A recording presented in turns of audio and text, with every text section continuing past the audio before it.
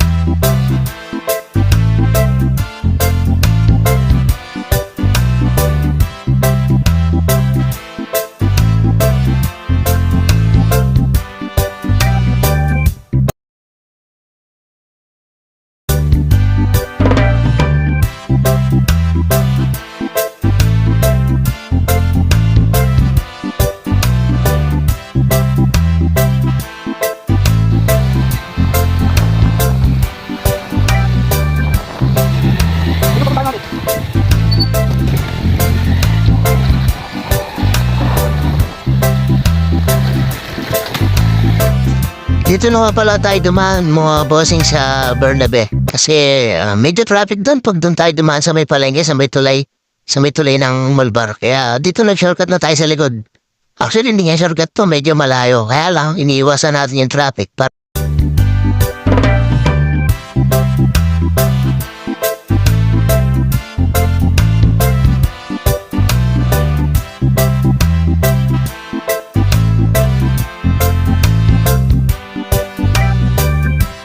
Andito na tayo sa loob ng sport complex. Umabot pa tayo mga bossing, hindi man nag-ugis sa yung first game.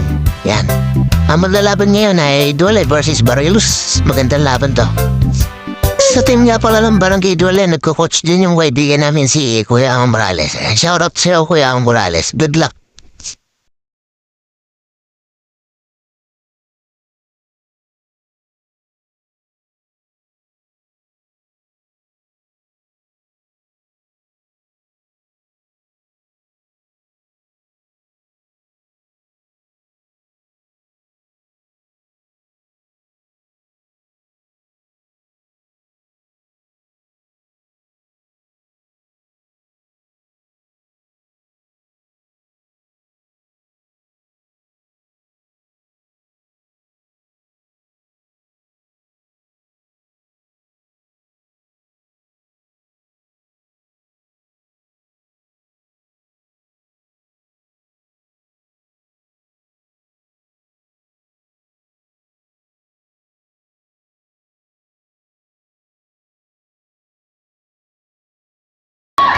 Third set na nga pala ito mga bossing, nakakapag all one sila. Unang set nanalo yung Barilus, pangalawang set nanalo yung Barangay Dole. Ito magandang laban sa third set, medyo crucial. Abangan natin sino mananalo.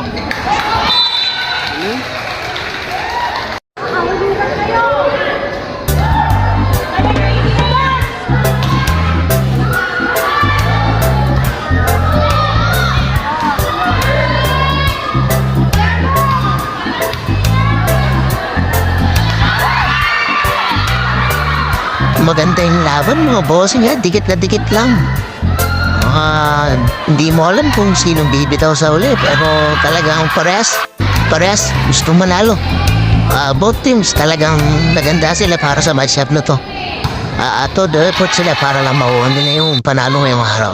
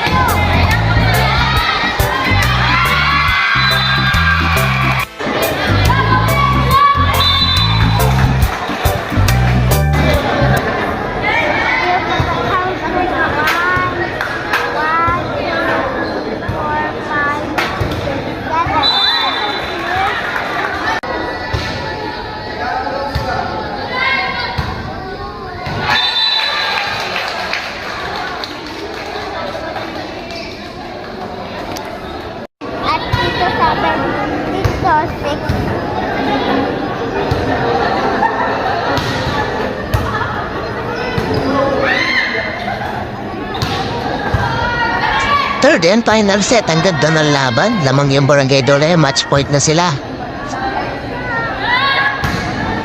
Iyon, at Barangay Dole ang nanalo. Congratulations.